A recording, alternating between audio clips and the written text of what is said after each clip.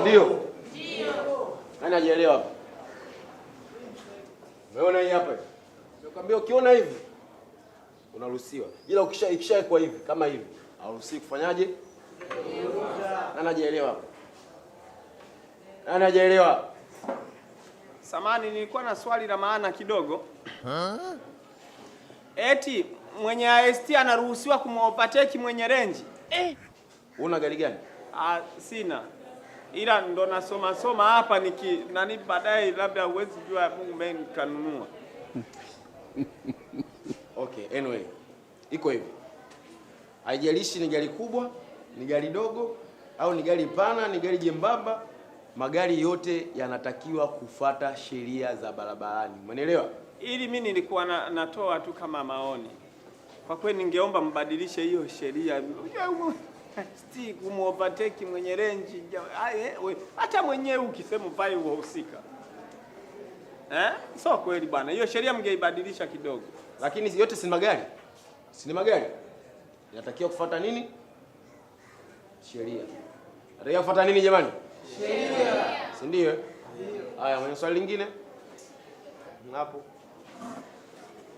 Mimi na swali. Hapo kwenye zebra.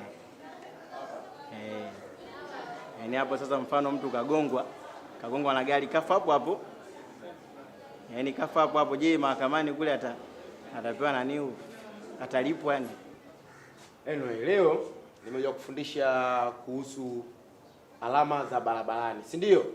Ndio. Okay, kwa hiyo hapa kaa chini wewe, kaa chini. Hii ni zebra. Ni kwa sababu ya kufanyaje?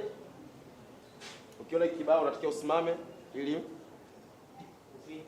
wavuke. Mwenye swali lingine?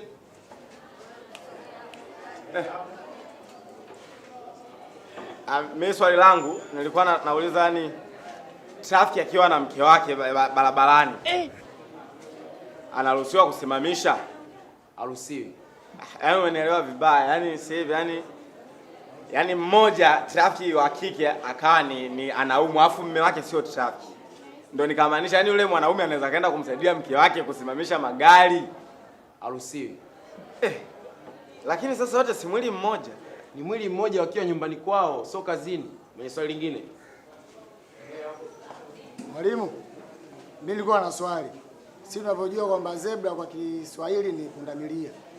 Je, hadi wanyama wanaruhusiwa kupita? Unaona kuna mnyama? Na binadamu. Binadamu? Haya, kaa chini. Mwenye swali lingine?